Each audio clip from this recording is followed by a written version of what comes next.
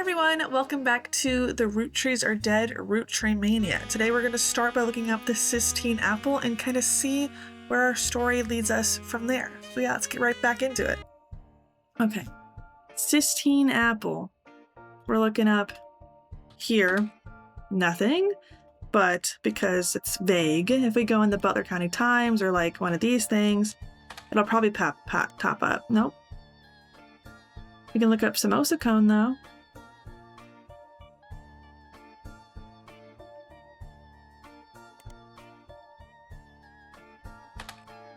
Nope. Spider search. Nope. Okay. So we can move this away. We can move this away. What about this? My Boston homepage. Oh. My Boston homepage is run by someone with eclectic taste. They claim to rate the things on a scale from wicked awful to wicked wicked. The most recent thing to receive a wicked awful was an antique store called Bea's Things. Apparently the owner, Beatrice, is not very friendly. The most recent establishment to receive a wicked wicked is a comic book store in Cambridge called the Millionaire Picnic. I don't know, maybe this will be relevant. As far as you can tell, nothing besides fry dye seems to be connected to your search in any way. I will be the judge of that, ma'am. Don't fret. Bea's Things is an antique store located in Boston. The owner's name is Beatrice, and the store's name appears to be a somewhat awkward attempt at Bee Stings pun. This is supported by what can only be described as a swarm of bee-related imagery and puns on the website. The logo has a pastel yellow and black striped theme with the clip art insects all over them. It mentions that all of Boston is buzzing for bees. There's even There's even a listing for the vintage Aramore that mentions it has plenty of room for all your yellow jackets in it. At the bottom it states, fly on down, honey, and make a deal with Beale. Nothing here appears to be relevant to your search. Again, I will be the judge of that. Okay, fine. What about this? This could be relevant.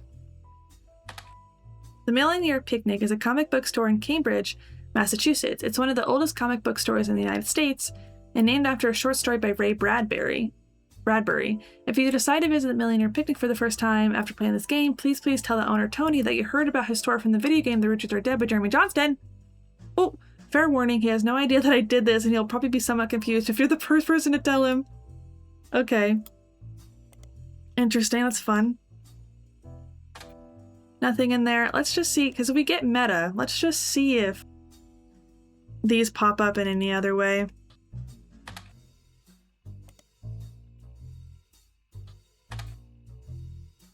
Let's look up the creator of the game. I don't know.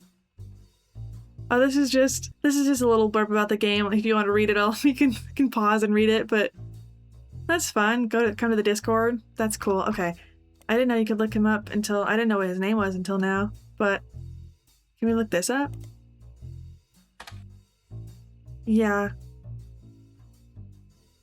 I think I actually looked that up last time. Okay. I think that was spelled right. Okay, cool. So, do I have any more things in my notes? This can go away. This can go away. This can go away. We also looked this up. We looked Mark Zimmer up, I think. But that was... Rochelle and her husband Mark Zimmer have a few mentions in the Butler County Times. Both were local business owners. Rochelle owned Antonelli's, an Italian restaurant, and Mark owned a local bookstore called Bookmarks. Both closed in 1992. Mark was also once mentioned in the Butler County Times when he was sued by Steve Garland. Okay. Rochelle Zimmer. We look up Bookmarks.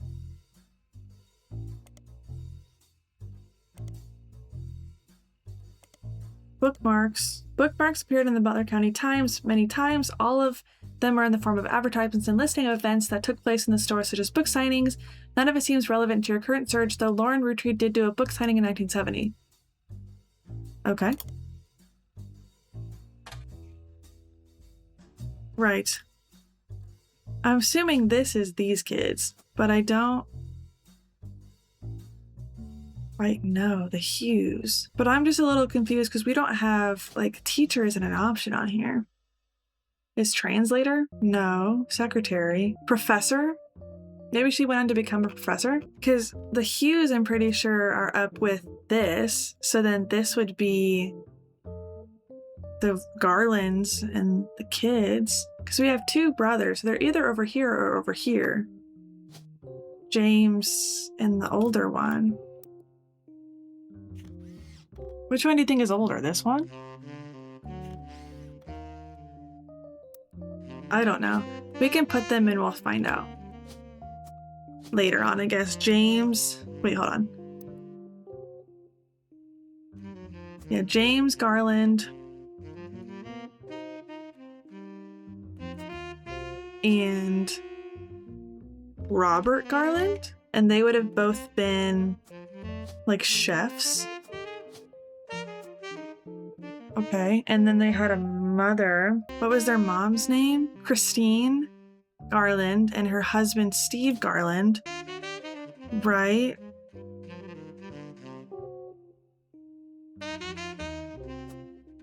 And she was named Christine Farrow. And they were also chefs. I don't know if this is where they go, but we'll move them if not. We also don't have her photo. Well, I don't know. That makes sense to me though, because if that's them, then they have to be over here. But how would I find her photo? Well, then it said when she was pregnant, she became back a secretary, but then I think they said that they went back to cooking and stuff. Oh, did I look up Gourmet for the Groovy, his cooking classes? I don't know if I did that. That's that same thing, but maybe it's in here. No, I don't know. What if Guy Hudson, you look him up in all of the new articles, periodicals I have. News Time, looked up that already. Butler County Times, that's old. And Business Watch, that's old. What about in Spider Search? Oh. This is basically all that we know about. That he mostly faded into obscurity in the Rootreemania. He rose to prominence again after his son came out and was like, hey, he used to have swinger parties and he has a bunch of debauchery, and then he had holiday parties where he had an excuse, and whenever he had an excuse, and they'd often go very out of hand. Oh, some people believe the night he died, he was drunk, but the Butler County Police have released multiple statements and ample evidence that proves decisively that it was not foul play, that no party had taken place. Rootrees lawyers have been quick to threaten litigation to anyone who tries to disparage Guy or the company in public. Okay, I can't find her photo. Do not know how to find her photo. Okay, so what if we go... I don't know. I think we might... I don't know what else to look up for them. So let's go somewhere else. Maybe let's go back to... Hold on. This important stuff, and let's look up the Rootree Rift. Maybe this will give us something. The 3 press releases from the Rootree Candy Company after the release of 6 pieces were referred to as the Rootree Rift due to the clear conflicts between them. The first was fairly standard. It stated that there was no president of the Rootree Company, but that the entire family was made aware of the release of the book and that they would be meeting as soon as possible. Only then could they verify the legitimacy of the claims it raised and decide next steps. The second release was emailed to business newspapers 3 hours later and announced that, after a vote, Ron Rootree would be taking over temporarily as the interim president. It also went on to state that Ron was aware of the book, had verified the claims within, and would look into compensating Mrs. Maston and her family immediately. It also stated that the company's lawyers would be taking immediate steps with the family to revisit the Clanset trust terms to make sure nothing like this could happen again. What does that mean? Make sure no one could be left out, or make sure no one could get paid. It was quickly clear to business reporters and analysts that the time between the 2 press releases would not have been logistically sufficient to gather a majority of the family, even using conference calls. This was reported on many news channels, and a third, much shorter press release came the next day. It claimed that a draft of the announcement was made prematurely and that Clerk Rafferty LaRoe and Ron Rootree would be taking over as the company's first joint presidents. It also stated that any compensation plan would be based on a stringent verification process. Okay. Anything in here about that? Business Watch? Business Watch ran an article about 2 months after the Rootree Rift about what really happened with Rootree. The article mentions that nobody from Rootree that they reached out to was willing to go on the record. Instead, the timeline of events has been constructed from public record, accidental leaks, and a source on the inside. The only parts that are new to you are also the most vague parts, the ones supposedly confirmed whether or not a source. The timeline states that the family actually held a preliminary vote after Carl Rootree died, but before the release of Six Pieces, and decided they wanted Ron to take over because of his experience running RR Productions and because he was a well-known and well-respected Rootree. But Ron seemed way too eager and personally motivated. They were worried he would gut the Clanshead Trust to remove Rob, who committed a crime against him, who stole all his money. The family was notoriously unwilling to do anything that could risk their wealth. They stalled, and Ron became frustrated with the delay. When Six Pieces came out, he saw his chance to force action while the family was in the limelight and released the press release himself in an attempt to get the ball rolling faster. This caused chaos within the family. They tried to save face by allowing Ron to take over as co-president with Clark, but according to Business Watch's source, Ron was impossible to deal with. He seemed like he was unwilling to protect the Clanshead Trust, and they eventually let him go. After that, the role was passed solely to Clark, who nobody was excited about, but that seemed like the safest choice. Okay, what if we look up now, because Ron Rootree is a president, he might be featured in that one.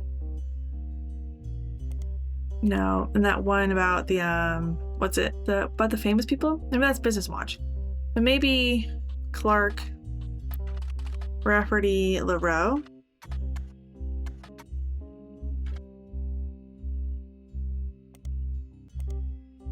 Ooh. Clark Rafferty LaRoe, as well as, show older. Okay, that's just from before. Clark, as well as Ruby Spratt and her company Ruby Legal Enterprises were featured in Business Watch after the company took over as the keepers of the Clanshead Trust. There's an article about the process that interviews both Clark and Ruby. Okay, who are you? She's a lawyer, I'm assuming? It seemed that Ruby actually approached the Rootrees sometime in late March after the Rootree Rift, but well before Rootreemania. An accomplished but relatively low-profile lawyer, she offered to work for very little money as long as she could be a public face to build her reputation. The family quickly jumped on this chance, as many family members often attempt to spend as little as possible to keep their shares of the Clanshead Trust as high as possible. Even though they're rich. After looking over the Clanshead Trust more carefully than anyone had in years, Ruby came to the conclusion that Clancy Edward Rootree's implementation was not legally sound, and that there would be constant legal challenges without some modifications. The family decided to put her in charge of the trust, both legally and as the public face, to prevent further issues. Ruby Legal Enterprises has been described as a mix between a law and a PR firm. Right. I knew they hired PR. Her first move, as sort of a trial run before she was even hired permanently, was to help them draft a public statement accepting Sam into the family. I knew it! And declaring that they began to address the Clanshead Trust. This went quite well, and they officially hired her in early April. Ruby Legal is now in charge of many financial aspects of the company, including verifying any claims to the trust and organizing, their various charitable causes such as scholarships that have been set up in the name of the deceased. Okay. We'll look that up, Ruby and all that, in a second. First, let's go to 5Ps, but I feel like we looked up a lot of 5Ps.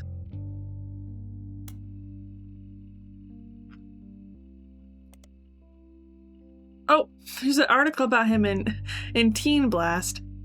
5Ps is popular and attractive enough that even though his music is not targeted toward teens girls, they seem to be paying attention anyways. While he hasn't done any interviews with the magazine, they listed him among the hunky hotties for the past few months with small bios that tell you various facts about him. This includes his real name, David, his birthday, February 9th, 1977, his star sign, Aquarius, and where he grew up, foster care in Portland. Do I care about his birthday? No. A letter to the editor, maybe that'll help you narrow it down, sorry. Well, whatever. A letter to the editor also claims that it's not possible that he was born in 1977, as he claimed on a song called 17 Magazine that he turned 17 in 1992. Oh. The editor responds with a statement that they reached out to his agent to ask about the song and were told it wasn't performed by 5Ps and they shouldn't print rumors. Well, I'm looking that up. 17 Magazine, sometimes referred to as 17 Magazine, is the title of an unreleased and controversial song by Dirty Davey. I never looked up that name. There's mentions of it on a few sites claiming that it was on the first release of his first mixtape, but it was removed. There's no audio or visual evidence of it existing, but there are independent accounts from people who have claimed to have heard it, and they do generally line up. According to their recollection, it was about many different loosely connected occurrences of the number 17, mostly violent. The intro states it was written on Davy's 17th birthday and involved a fictional but glorified series of murders at a fashion show for a teenage magazine with a similar name to the song title. The person doing the violence was apparently trying to beat Dahmer's high score. Yeah, he pleaded guilty to killing 16 people in 1992. Oh my gosh. Due to major acts of gun violence in schools earlier this year and the subsequent backlash against violent music, In video games, it is generally considered in very poor taste to bring it up. Most of the people that enjoy mentioning it online are either trolls trying to shock people or come from the morbidly curious corners of the internet. Well, that's really great, but I have to look it up. Okay.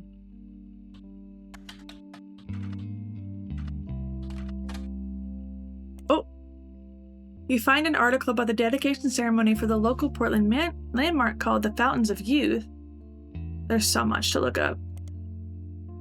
Apparently, at the unveiling of the fountain, the mayor of Portland made a speech about, and there were performances by multiple local entertainers, as well as a ribbon cutting from the people most instrumental in bringing the fountain into fruition. The article calls out that all of the performers and speakers, with the exception of the mayor, were foster care alumni, and most of them grew up together as close friends. This includes poets, musicians, and dancers. Dirty Davy was listed as one of the musicians. Okay.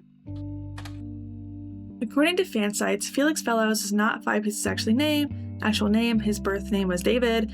Dirty Davy was his alias, his previous stage name. He used to sell records and perform live shows in Portland under that name. There are people selling his old mixtapes on auction sites. One is apparently called Dirty Devil and another Dirt Poor. Well, we're looking that up. I don't know what this would serve because we already have his branch of everything done, but you know, it could help. Dirt Poor was a mixtape by Dirty Davy released in 1996. There's a lot of online discourse from people who like to point out that in one of the songs, Felix Fellows includes someone that would be revealed to be his own distant cousin, Raina, and a list of attractive women. Well, the lyrics in one of the songs, Heat, mentions a few different prominent female actresses, models, and musicians from the 90s and provides crude pun or line about what Fellows felt about them. Oh. When re-released in 1999, much of the rhetoric was toned down to be less overly profane, and the line referencing Raina was clumsily replaced by Dana, a reference to a character from The X-Files. Okay, well, that's gross. This is just extra stuff. We've already figured out who this guy is, but we could also, there's still the other one, which we will look up.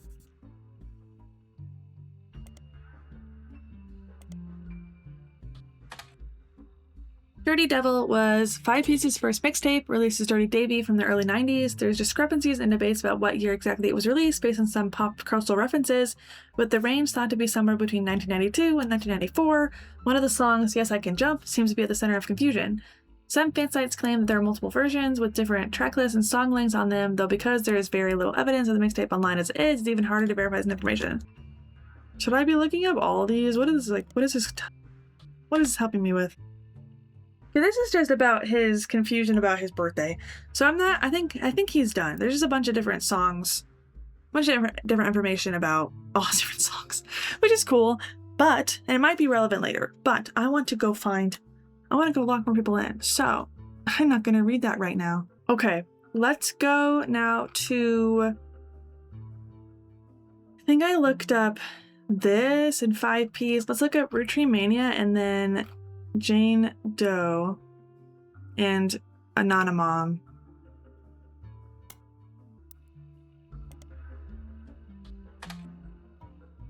Rootreemania immediately followed the announcement that a rapper going by 5 Ps was actually Rootree. Collectively, popular culture seemed to focus on the Rootree family and 5 Ps for a few weeks before everything felt oversaturated and society moved on. Because of the 5 P saga, an underlying through line to how pop culture treated Rootreemania was an excuse for everyday people to claim they were also Rootrees. Daytime talk shows had I'm a Secret Rootree episodes, late night hosts and guests made jokes about other lost members of the family, and there was a widely shared website where you could fill in your own name to find out if you were a secret Rootree. When you submitted your name, it simply said no with an image of Clark Rafferty giving you the middle finger. What if that's one of the bonus photos? Don't mess with me. We're also looking that up for sure. Rootreemania lasted only a few weeks, just long enough for 6 pieces to re-enter the charts and to trigger new printings of other Rootree-related media. This included Lauren's diaries, VHS releases of Gwen's old movies, as well as countless other unauthorized biographies, which seemed to attempt to capitalize on the Rootree sisters, Carl and Brenda.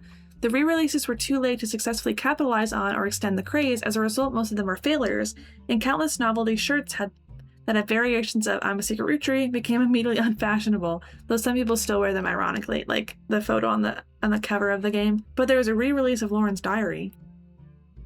So we should look up, what was that even called? Let's go look up what that was called. A Life Between Wars, maybe? Or the Revisiting the Diary? I don't know if this has had anything to do with anything.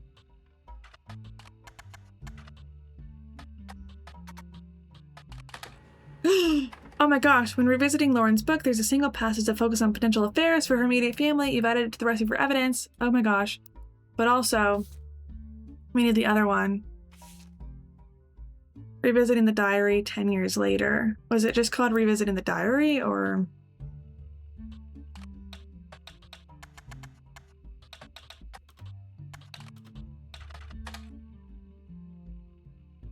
Nope, that one hasn't been updated. But this one, the other one has... There's a bug in my face. Oh my gosh.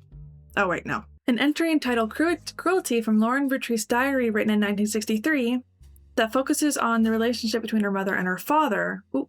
While it offered only redundant information during your previous investigation, it mentions the subject of affairs and may be more useful this time around. I am no stranger to true love. Jacob and I married at an age that most deemed unfit for marriage, but he was also enlisting at an age that most deemed unfit for war, true. We had no choice. I knew in my heart that our marriage was one for the ages. He and I would still be together today if not for Okinawa. Oh. That was nearly 20 years ago, but there is an emptiness in my soul.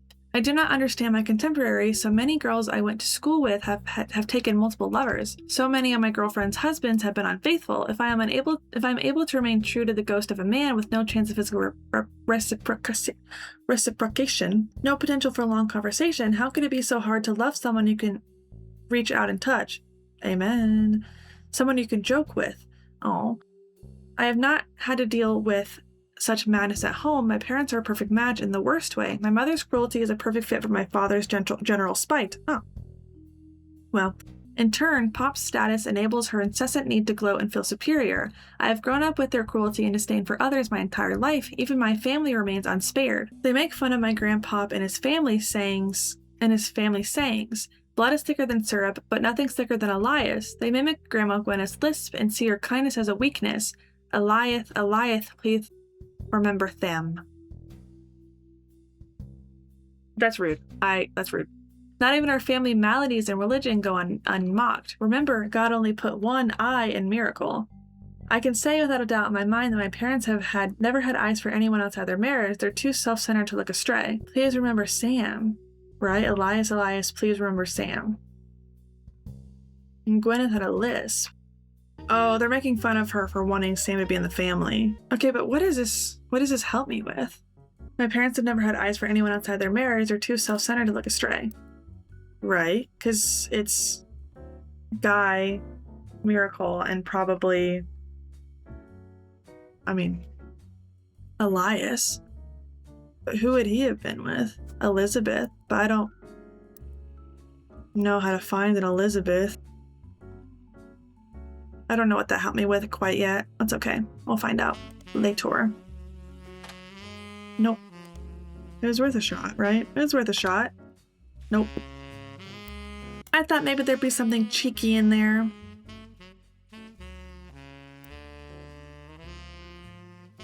Fountain of Use. Nothing new. Okay. The Fountain of Use, also known as Foster Fountain, is a fountain found in a small park in Portland. All proceeds from change thrown into the fountain are donated to the foster care system. A website for Portland's parks and recreation mentions under a trivia section that the Fountain of Use were originally conceived by Ruby Spratt, an alumni of the foster care system. As more businesses signed on as sponsors, it grew in scope, even beyond Spratt's original hopes.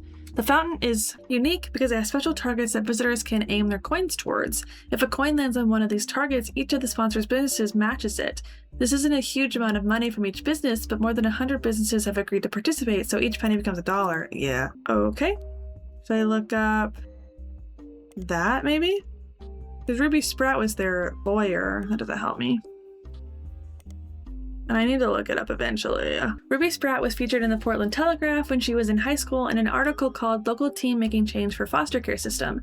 According to the article, Ruby Spratt grew up in the foster care system, was apparently the valedictorian of her school, and was a Girl Scout who, at the time of the article, was earning her Gold Award. This required a project to help the community, and Ruby chose to raise money to build a fountain she called Foster Fountain. The fountain has a few small pedestals that stick up high above the ground, high above the water. People are expected to toss coins into the fountain for good luck, and will be encouraged to aim for the top of the pedestals. All the coins scraped from the bottom are slated to be donated to Portland's foster care system. A coalition of local businesses that sponsor the fountain have committed to matching any of the donations to successfully land on the targets. Okay. What about this? The Gold Award. I figured nothing would come up of that, but I wanted to try. Okay. What if we look up Brazil? Because that was like where Guy was doing business deals and stuff. No, of course not. I don't know why that would pop up, but I don't know. Okay, so this can go away. I'll look up her in a second, but I want to get people knocked off. I think I looked that up. I looked this up. I looked up the Hudson Wing. I looked up that. I looked up that. I looked up that, I'm pretty sure. Because that was where I got his photo or something, or his mixtape, or his diss track. What about C.V. Whitlock? Who is that? Oops, I didn't copy paste it. Stevie Whitlock is a lawyer with a history of publicity stunts and grandstanding. Still, she's managed to rack up quite a few legal victories for C-list celebrities and athletes. She became famous in the mid-1980s after successfully suing a multinational sandwich company whose 12-inch subs were actually an average of 11.5 inches long. Wow. Stevie argued that since the company sold 1 billion sandwiches per year, that was enough missing sandwiches to make a sub long enough to span from New York to Los Angeles. The jury awarded her a paltry $5,000, but the news coverage of her crusade turned out to be priceless. Yeah, unfortunately, none of this seems to be related to the Roottrees. Well, I'll be the judge of that. Oh well, okay. Fine. Go away. You can go away. Now we can look up Anonymom, I think. I just want to get a base information about all these people before, we go crazy. Where's the freaking thing? Over here. Okay. Anonymom and Jane Doe Roottree. Okay. Copy. News Time, Anonymom. Anonymous woman appeared on the cover of News Time holding a picture of her daughter Jane Doe Roottree. The first and only mention of the phrase Anonymom in News Time came the week after, which they issued an apology for featuring her in the first place. A summary of the initial cover article has been added to your evidence. But wasn't that they deemed it was wrong? Right. Right. It was determined through a DNA test that Anonymom's daughter was not a Roottree. This article, which did refer to her daughter as Jane Doe Roottree, but did not coin the phrase Anonymom, came before all that, right around the time of her first TV interview. This is a summary. An anonymous woman appeared on the cover of News Time shortly after 5Piece was confirmed to be a member of the Rootree family. In an homage to the previous cover, she holds a photo of her daughter. Unlike 5Piece, she was to remain anonymous, and both photos were obscured. She claimed to have an affair with Guy Hudson when she was a secretary. She and another woman were hired at the same time during a transitional period, while many of the secretaries that had worked under Zach Morton were already gone. She says that they were both underqualified, as neither had typewriter experience. According to other staff members interviewed, Guy had his own requirements for hiring women. Slim waist, fat ass, a bunch of other stuff. Wants to date me. Guy Hudson liked to throw lavish parties, and the longer he was president, the more excuses he found. The anonymous woman posits that these parties mostly seem to be an excuse to have after parties at Guy's home, featuring much more alcohol and other substances. She claims she slept with him at one of those parties. She confronted Guy when she found out she was pregnant. He didn't seem fazed, and they came to an arrangement. He paid her a significant amount of hush money on a recurring basis under the table. She used it to move away and start a new life with her daughter. When Guy died, the money stopped coming, and she assumed things had run their course. She went back to work at the department store and hoped that nobody would ever look too closely at how she paid for her house. She told everyone that her daughter's father walked out one day and never came back. She claimed that after seeing the fantastic article in Newstime, she realized that she wasn't the only one this had happened to. While she never worked at the Roottrees company at the same time as Five Piece's mother Joanna, their stories seemed eerily similar, and she realized she knew Felix was telling the truth right away. The article presents no tangible evidence of the anonymous woman's time with the Roottrees, and all of her payments were originally made out. Oh, sorry. Let me say that again. I can't speak. The article presented no tangible evidence of the anonymous woman's time at Roottrees, and all of the payments were allegedly made in cash. However, using details that she provided to Newstime, the reporters were able to reach out to the other women hired at the same time, who also remained anonymous. They successfully factually checked the timeline of both women and confirmed the existence of the infamous parties. Five Piece's case was strengthened, and the news story was subsequently published. Okay, but that has nothing to do with anything, I don't think. Yeah, because these no longer have, like, evidence tickers that show you that has anything relevant to do with anything. Okay, but what if we look up Jane Doe Roottree? Or Anonymom here? Anonymom was the second high-profile case after Felix Fellows of a potential new Roottrie being added to the Clanstead Trust. Instead of claiming herself a Roottrie, however, she claimed she slept with Guy Hudson and that her daughter was a Roottrie. The accusation came during the height of Rootreemania and began with a brief TV interview. She appeared in the shadows with a disguised voice and promoted an article about herself in Newstime. In the TV interview of the article, she referred to her daughter as Jane Doe Roottree. The name Anonymom was not self-inflicted. It seemed to spring up originally because nobody knew how else to refer to her. The day after the article, Sam Madsen publicly supported Anonymom, due to some parts of the story she found particularly credible. While the momentum from Sam's endorsement, Anonymom went on a media blitz. Ultimately, this backfired as more details came out, and then they found out that it wasn't her. It was so similar to Five Piece. Her accusation even included many of the same details as his mother's story. This included her job and the time period in the late 70s. After fumbling the Five Piece story so publicly, the Rootrees were more prepared to handle all Clanstead Trust-related cases. Within a week, a DNA test proved that Anonymom's daughter could not be related to the Rootrees. This announced at a joint press conference with lawyers representing both Anonymom and the Rootrees. Each party ensured their respective clients provided accurate samples. Immediately after the negative results were released, many of those who had already been skeptical felt vindicated. Others who had built up the hope that history could repeat itself after Five Piece felt duped. Many people suspected the whole affair had been a hoax to gain fame and money. Many demanded that Anonymom be held accountable, and some people even began to attempt to track down her true identity. The Roottrees company felt pressure to put out a second statement to try to curb some of the backlash, even going as far to say, though it's scientifically proven that Jane Doe Roottree is not a Roottree, this does not mean that her mother and Guy Hudson were not involved in an affair. She had every right to make a claim as it had been verified that her stories about Guy Hudson were not exaggerations. Please leave their family alone. Exactly. Very easily could have been him. Many people claim this high-profile anti-climax and public backlash was the beginning of the end for Rootreemania. Since much of the fun was the shared satisfaction about secret Rootrees, others think that, like any fad, it just ran its course naturally. Regardless, this was the final notable event related to 6 pieces, and things went back to normal. Jane Doe Roottree has already been eliminated as a potential new Roottree by the company's lawyers, who are the ones verifying your work. Anonymom's affair does not appear on your updated tree. Right. That's the same thing, yeah. Okay. That's just telling you, hey, not every affair led to something. Oh my gosh, I want to lock more people in, but I don't know what to do. Okay, I don't think I ever looked up Clark. There's only one coming from this. I don't think I ever looked this guy up. Like, in here? Okay.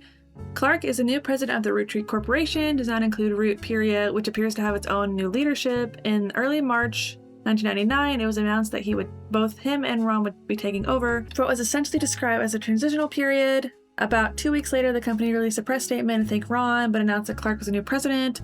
Most of the information about Clark you already knew. Many descriptions of him tend to focus on his advertising career and that his mother was Lauren. Few seem to touch on his complex and volatile marital history. Since taking over, Clark has tried to remain out of the spotlight, but did have one notable foray in the public eye. He gained a lot of support when his first move was a statement in favor of accepting Sam and her family into the trust. This also served as an announcement that the Clanstead Trust would no longer be handled by anyone in the family, since due to their financial motivation, none of them could be impartial. Yeah, no duh. Okay, so maybe I need to look up some of the buzzwords in here. And maybe it'll help with something. Let's go back and just look up some of the stuff that's in here and see if it has changed anything. Much has changed over the last many months at the Roottrees Candy Company. One of those things is its website. Although during your last search, you only got a good look at the history page, the design itself has clearly become much more sleek and very corporate. Gone is any history focus on Elias. Instead, the site seems to focus on the present status of their candy offerings with high-quality JPEGs of each of their products. Oh well. There are also some small ads for Root, which is the clothing company owned by the Roottrees family, or the Roottrees Candy Company. There's a small section at the bottom that lists the president as Clark Rafferty-LeBeau. A short bio mentions that he was responsible for some of their marketing before taking the reins after the unfortunate plane crash. There's also a small memorial section for those that perished in the plane crash, including the Roottrees sisters, Carl and Brenda, Kurt Johnson, March Sanchez, Trish King, and Eliza Nicholson. Okay, I'm gonna put those in the terms. Maybe we'll look it up later. All right, not really anything new. We could look up Raina and Carl. Okay. Many websites eulogize Carl Roottree along with his daughters and wife. You can tell they never had any marital issues as far as you can tell. You come across an article about Kristen Valdez, who claims to have been Carl's high school sweetheart before Brenda. She does not make any claim about having a child with him. She just appeared to be paid to talk about his early life. Most of it is boring. She said that they met when he was sent to a private school near her hometown and broke up when he graduated and moved back to Butler County. Okay, nothing relevant. Okay, this is about Raina. It says, the website used to initially place Raina, Rose, and Riley is still up, though instead of the cherry pink background with purple text, it's now more traditional black text on a white background. The young webmaster has turned the site into a memorial for the sisters and their father. It seems like she did end up getting her ears pierced like Rose after all. Aw. Regardless, there's no relevant information, just a picture of the girls with a sad MIDI piano playing in the background. From other high-profile sites, you find that the charity has been set up in the girl's name, the Roottrees Sisters Fashion Scholarship. Well, we're putting that up there. I think it's important to go look back at other people. Yeah, and particularly the ones that they mentioned in here. Or in here, you know. Elias, Carl, and Raina, Lauren, Miracle.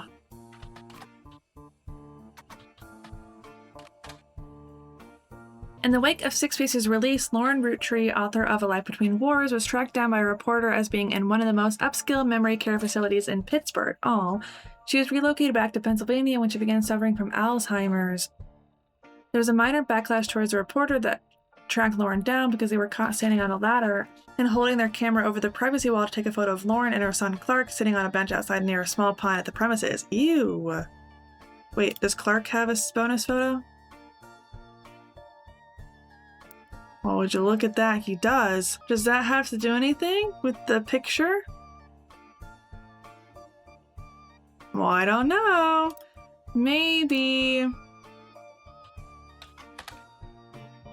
Jim and Diamond apparently set out some mail to Diamond's Dazzlers that mentioned that they didn't spend a lot of time near or around the candy company anymore, so they really couldn't comment on any recent news. A best-of album did get released to CD during Rootreemania, and while neither of them have performed recently, the couple did do a few signings at local record stores near their estate. During questions and answer sessions, Jim had stated he hasn't been inspired to write any new lyrics. As far as you can tell, Jim and Diamond's marriage is still doing just fine, and they have never been any rumors about infidelity about either of them. Okay.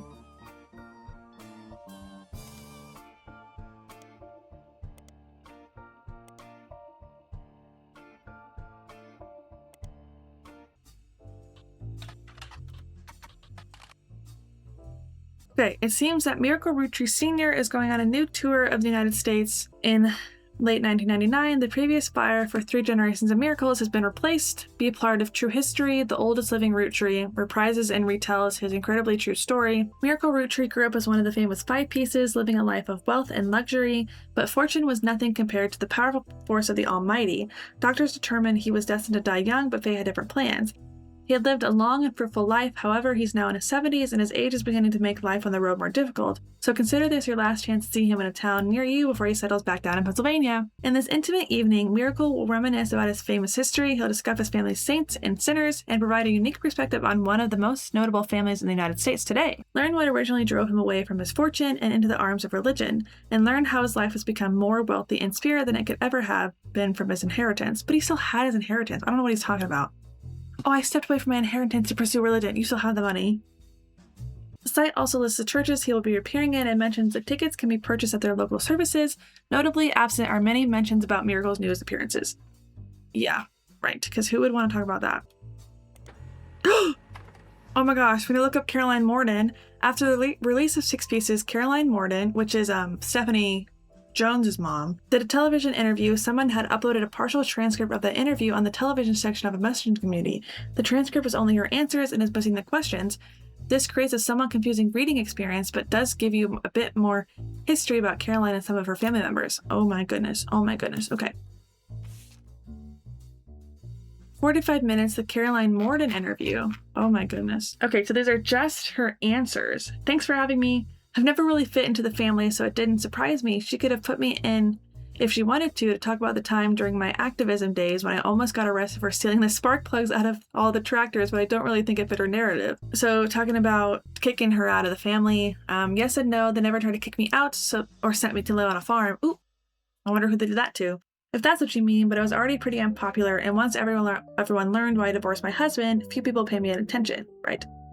Yep, she's my wife, Eloise. Not legally, but we've been, together for half our lives. Call it what it is. I was 20 and just had my daughter. I hate to look back at that time because I was a terrible mother the first few years. I left my daughter with my ex-husband and followed Guy on a private jet to Europe.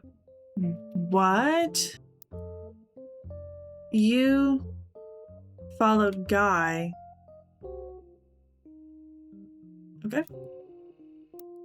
He lost a tooth and a client. I found love and a better understanding of who I was. Still, in our family's eyes, his trip was somewhat more acceptable. Explain that. Yeah. No, I couldn't stand him. Our family wrote off his behavior like he was some huge fan of romance of women, but he didn't like the entire woman. Oh, it was doubly awkward for me because he was more supportive than most. I slowly figured out it was because he assumed I'd be as shallow as he was. Wow. He was a workaholic. He seemed nice enough and did a good job. I don't know him well. That was one of Sam's problems with our family. None of us did except Carl. Honestly, I get why she's pissed. Yeah. I'd rather not speak ill of the dead, not unless you want more stories about Guy. With Carl, though, all I can say is we used to be friends before they sent him to private school. He came back a lot judgier. It made sense why they made him president. He was a lot like my father after they disciplined the fun out of him. Well, after I started protesting in the farms, he stopped returning my calls. Oh well, he's harder to label. When I was a teenager, he was basically drunk or high or both all the time. He actually used to sell me pot. His problems with women were different than Guy's, but he never really judged me. I guess he knew it would be pretty hypocritical to judge anyone for anything. Back then, he was destructively unreliable in every way, but nowadays he's just kind of boring and old. I prefer that to how he used to be and to Guy and Carl, but it's still a cautionary tale. I hope I'm never that boring and old. Okay. Did that help me? I think this is just kind of also recapping their stories. I don't know, because this doesn't have any, like, at the bottom, it doesn't say, hey, this has any evidence, it won't lead to anything. It just, I don't know, it's just fun to know what's going on, I suppose.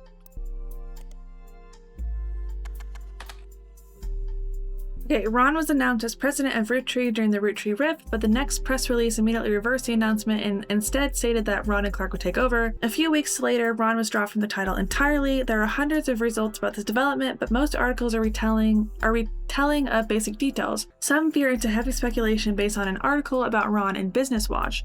Ron has also done some interviews saying that the truth of what went on behind the scenes is not something he wishes to discuss. Instead, he hopes to release a movie about it someday, okay?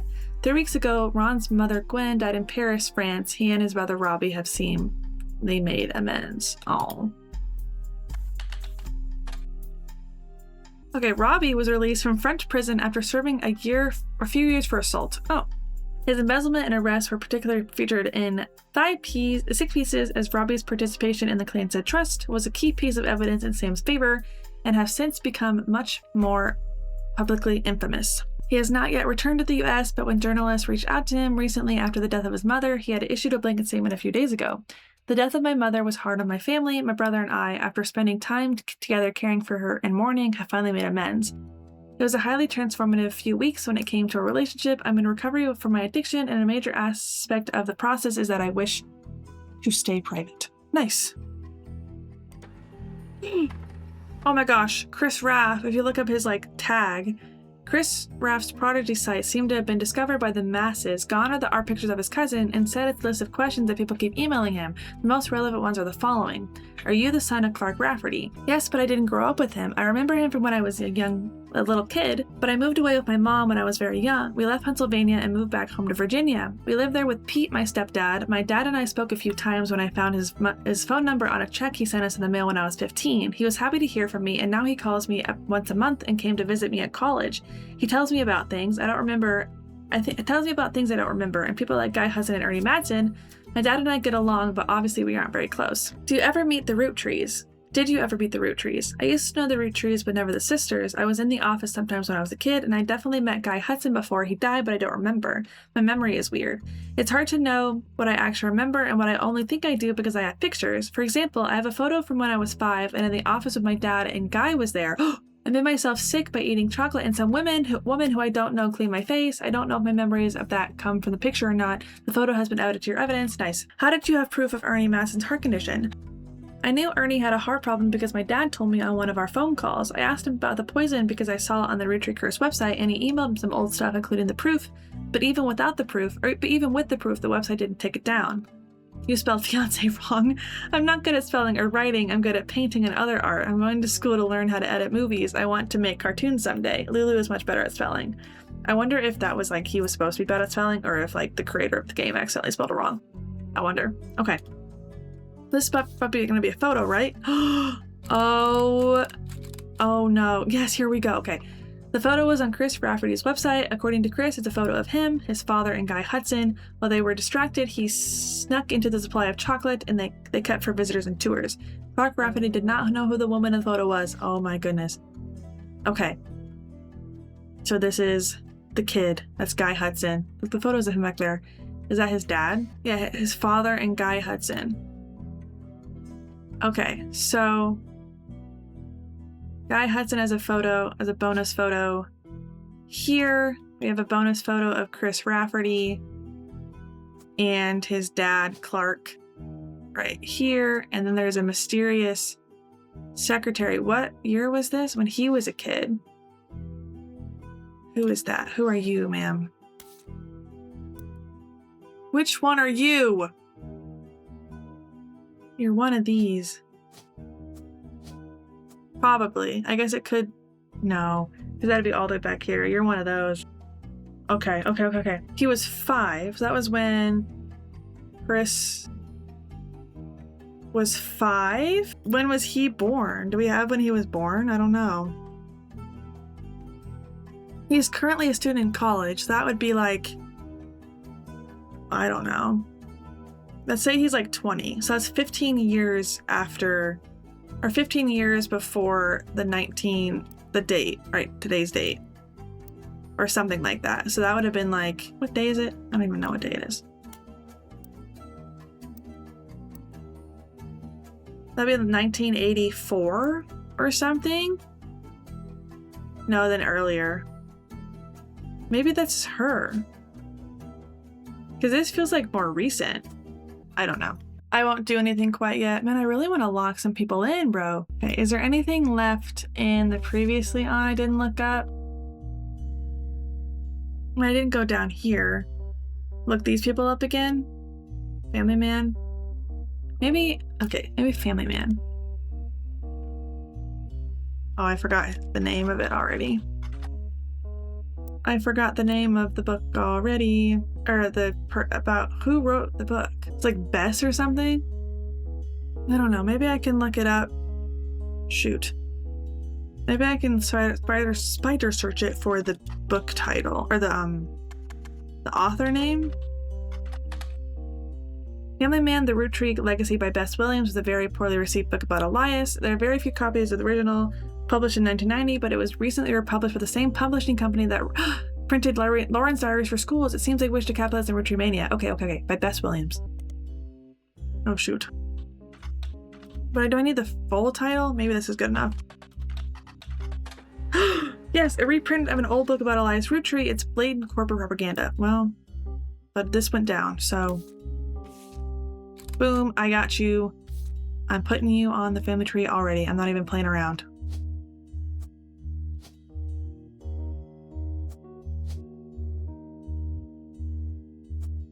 Still hasn't locked in, bro. Come on. Alright, because I need 4.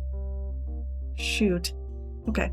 Let's keep going. The dictionary defines propaganda as information especially of a biased or misleading nature used to promote or publicize a particular political cause or point of view. But if they were to replace that definition with a picture, it would be a picture of this book. The book tells you nothing new about Elias, and from what you knew of his true feelings towards some of his extended family, you're not sure it tells you anything about Elias either. But why is there this then? Why is there that then? The reissue of this book was so lazy that they reused the famous photo of Elias from Business Watch, whose copyright had expired. The best thing that it has going for it is that it's only 85 pages long. Well then...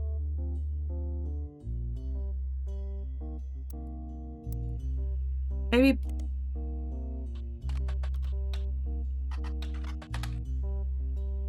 Bess Williams was an author born in the late 1800s. She lived just outside of Miami and died tragically young in a major hurricane that struck the area in 1926. Bess had a minor history of the Roottrees. Her only notable book, Family Man, is widely considered blatant propaganda about Elias Rootree and has all been but forgotten. Until recently, when it was re-released during the height of Rootreemania, there's a site dedicated to hurricane statistics that also mentions Bess Williams. The Boca Doral Library, not far from where she lived, was partially destroyed in the hurricane. When they rebuilt, they named the nonfiction section after her. The library was expanded again in 1950 and then closed in 1963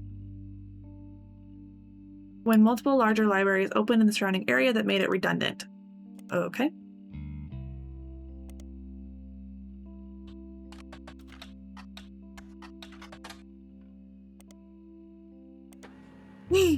Nice. The Boca Doral Library no longer exists. You find multiple libraries in the area. According to the website for the library system of Miami, the building where it once sat is now the Miami Print Museum. Searching for the Miami Print Museum, you come across their website. It states their hours and a list of exhibits. The building is very small. Admission is free, and they only have a room for a few different displays. One of the exhibits is their courtyard, which includes a fountain as well as a statue of an unknown author. The picture has been added to your evidence. Another is a printing press that was used by the Miami Sunday, a now defunct weekly newspaper. The last is the original print of Cuba by Cubans, an art book. Alright, so that's going to be book that we're going to look up later. We have to figure out what is an unknown author.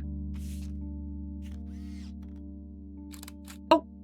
Well, would you look at that? You can take a picture of that. The statue in front of the Miami Print Museum, formerly the Boca Doral Library north of Miami, it sits in the courtyard and according to their site is said to be of an unknown author. But I bet you're here. But I bet that's you. But let's look up this. Maybe this will help us find out the, the name, her name. Cuba by Cubans is a book of paintings of Cuba released in 1963. It's credited to Marcia Barbin. At first glance, it doesn't seem related to your search anyway. No. At first glance. Yeah, I know.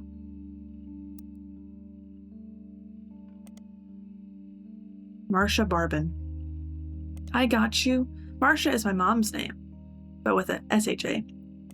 Anyway.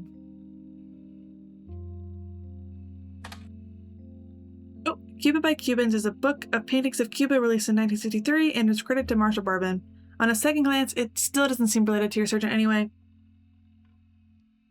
I don't believe you. Because who is that then? Who is that? I don't know. How do I lock her in? Who is she? Who are you, ma'am?